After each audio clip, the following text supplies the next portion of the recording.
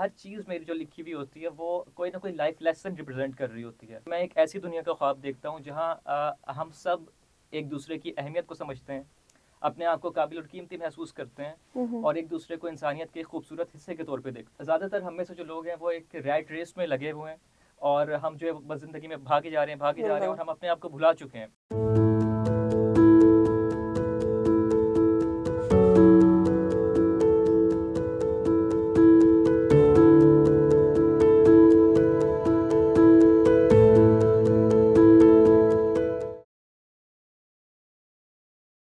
अस्सलामुअलैकुम। TV today के साथ मैं हूं आपकी मेज़बान ज़ुहा राशिद। नाजरीन, मेरे साथ पाकिस्तान के आज यंग राइटर और ऑथर मौजूद हैं जिनका नाम है हसन सदीकी।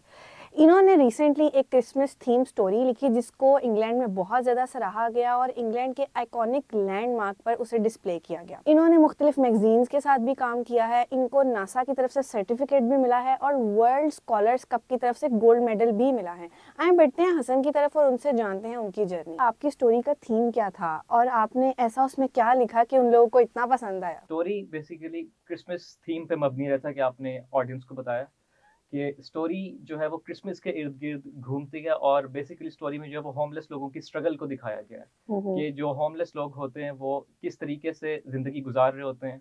और स्टोरी बेसिकली ये एक माँ और बेटी के दरमियान घूमती है और इसमें हम देखते हैं कि 10 साल बाद एक मदर और डॉटर का जो है वो रीयूनाइट होते हैं और उनकी एक बहुत ट्रेजिक स्टोरी होती है। तो इस स्टोरी के थ्रू बेसिकली इसका मकसद ये था कि लोगों में होमलेसनेस के बारे में अवेयरनेस आए और स्पेशल त्यौहार जैसे कि क्रिसमस होते हैं, क्रिसमस है या फिर कोई भी त्यौहार जो लोग मनाते हैं तो उसमें वो ज़रूर उन लोगों का ख्याल रखें जो कि आमतौर पे इस किस्म के त्यौहार नहीं मना पाते वसाइल की कमी की वजह से। तो हसन, पाकिस्तान में भी बहुत होमलेस लोग हैं, आपने उनको क्यों नहीं मद्देनजर रख के लिखा? दरअसल जो मैंने स्टोरी लिखी है इसका ताल्लुक किसी भी जगह से या फिर किसी भी किस्म के स्पेसिफिक मुल्क से या लोगों से नहीं है, बल्कि इसका ताल्लुक इंसानियत से है। हाँ, ओवरऑल आपने जी, लिखा। ये बिल्कुल इसका इंसानियत से ताल्लुक है। भले ही ये इंग्लैंड के one of the most famous landmark Canterbury cathedral में डिस्प्ले हुई है, लेकिन इसका हरगिज़ ये मतलब नहीं है कि मैंने उन लोगों के बारे में सोच के इसको लिखा और मैंने यहाँ के लोगों को इग्नोर किया, बल्कि स्टोरी जो है वो दुनिया में हर इंसान से कनेक्ट करती है जो लोग भी होमलेस हैं। हसन, आजकल जो हमारी न्यू जनरेशन है वो ना लिखती है ना पढ़ती है और आप भी हमारे यंग जनरेशन से ही ताल्लुक़ रखते हैं, तो आपको ये शौक़ कैसे पैदा हुआ? दरअसल मुझे बचपन से लिखने का बहुत शौक था और लफ्ज़ जो है वो मुझे अपनी तरफ हमेशा से बहुत अट्रैक्ट करते हैं और मैंने हमेशा से ये चीज़ नोटिस की है कि मैं चीज़ों पे जो है वो बहुत ज़्यादा गौर व फिक्र करता हूँ और डीपली उनके बारे में सोचता हूँ।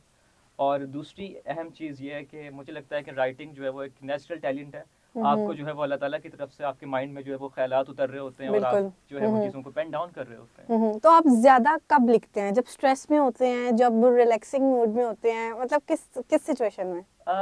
मेरा ख्याल से कि इस सवाल का कोई एक जवाब नहीं है कि क्या मैं खुश होता हूँ तब लिखता हूँ या मैं उदास होता हूँ तब लिखता हूँ। मेरे ख्याल में मैं हर वक्त लिख सकता हूँ, लेकिन मुझे लगता है कि मैं तब लिखता हूँ जब कोई चीज़ मुझे बहुत डीपली मूव करती है। वो चीज़ खुशी वाली भी हो सकती है, गम वाली भी हो सकती है। अगर वो चीज़ मुझे इंटरनली तौर पे, डीपली तौर पे किसी भी तरीके से मेरे अट्रैक्ट पे करेगी। इम्पैक्ट क्रिएट कर रही है तो मैं उसके बारे में तो लिख अब ये सकता हूँ। क्रिसमस थीम का आपके ज़हन में कैसे आया? मतलब आपने उसका टाइटल क्या था? उसका टाइटल है अ क्रिसमस होमलेस। तो आपके ज़हन में कैसे आया ये? दरअसल मैंने हमेशा से ये देखा है कि जो होमलेस लोग होते हैं, जैसा कि आजकल सर्दियाँ हैं तो हम देखते हैं कि अक्सर सड़क पे और फुटपाथ पे जो है वो बहुत सारे बेघर लोग होते हैं बिल्कुल। और कुछ लोग हम देखते हैं कि वो सो भी रहे होते हैं। तो ऐसे ही मैं जो है वो एक दफ़ा एक सड़क से गुजर रहा था और मैंने देखा कि वहाँ पे जो है वो एक आदमी था जो बेघर था और वो सड़क पे लेटा हुआ था। लेटा हुआ था। और उसको देख के मेरे माइंड में जो है वो एक पूरी स्टोरी का एक आइडिया आया और मुझे लगा कि मैं इस टॉपिक पे लिख सकता हूँ। और जब मैंने उसे लिखा तब मुझे लगता था कि इस स्टोरी की जगह जो है वो ये किसी ऐसी जगह पे होनी चाहिए जहाँ पे इसे सब लोग पढ़ सकें, दुनिया भर से लोग पढ़ सकें। यही वजह है कि कैंटरबरी कैथेड्रल मुझे लगता है इसके लिए बेस्ट जगह है। जब मैंने उनको स्टोरी को सेंड किया और ये सिलेक्ट हो गई तो मुझे बहुत खुशी हुई। इसकी वजह ये है कि कैंटरबरी कैथेड्रल को जो वो हर साल लाखों लोग विजिट करते हैं और कैंटरबरी कैथेड्रल जो है वो यूनाइटेड नेशंस ने उसको दुनिया के अजीम तरीन सकाफती मकामात में से एक करार दिया है। बिल्कुल, तो ये आपकी एक बहुत बड़ी अचीवमेंट है, आपने पाकिस्तान का नाम रिप्रेजेंट किया। हसन, मुझे ये बताइएगा कि आपने इंग्लिश ही क्यों चूज की? अगर हम देखें तो उर्दू हमारी कौमी ज़बान है, उर्दू में भी तो आप लिख सकते थे।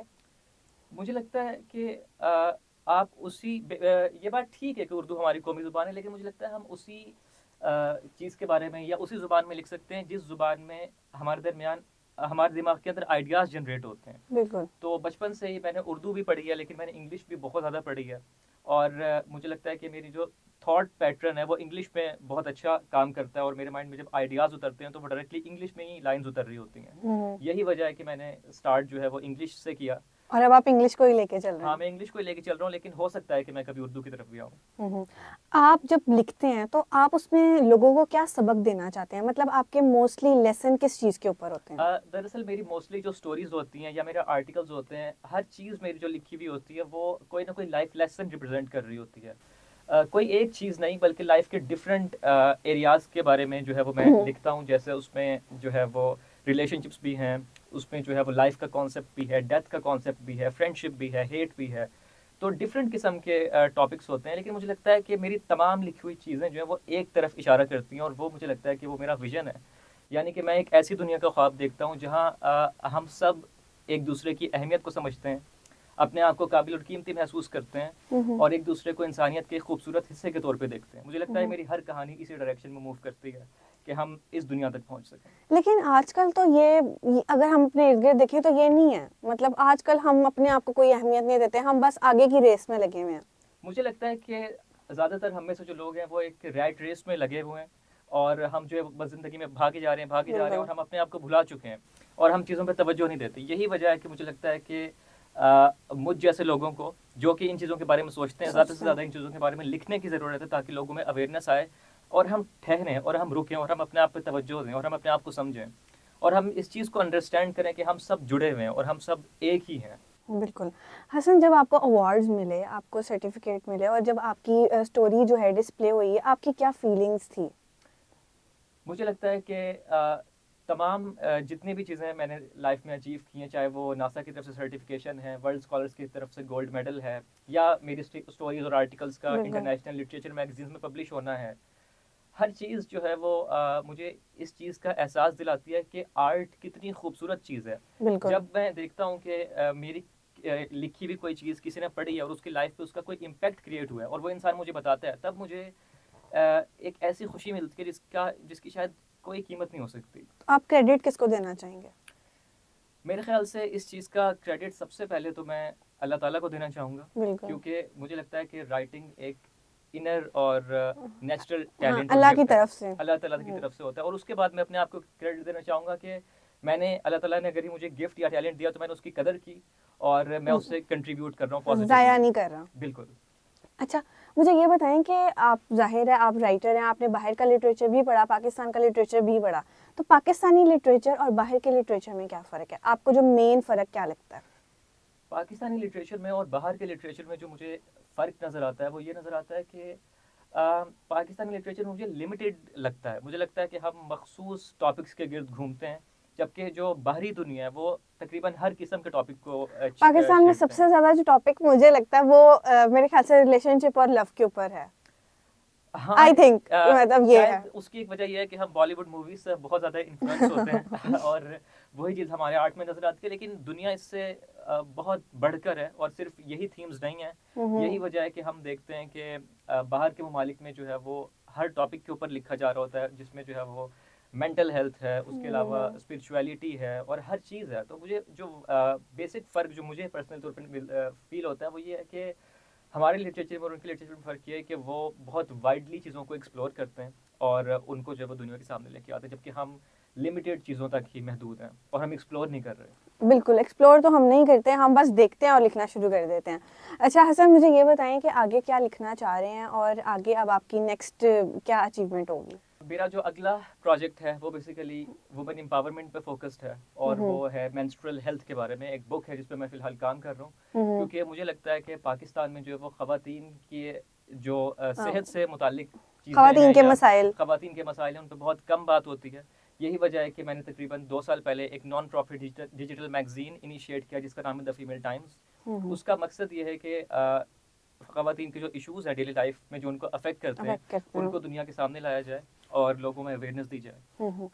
हसन, बहुत शुक्रिया आपका टाइम का, और हम उम्मीद करते हैं कि आप इससे ज़्यादा ग्रो करें और पाकिस्तान को और ज़्यादा रिप्रेजेंट करें, और बहुत शुक्रिया आपका। इसी के साथ अपनी मेज़बान ज़ुहा को दीजिए इजाज़त। अल्लाह हाफ़िज़।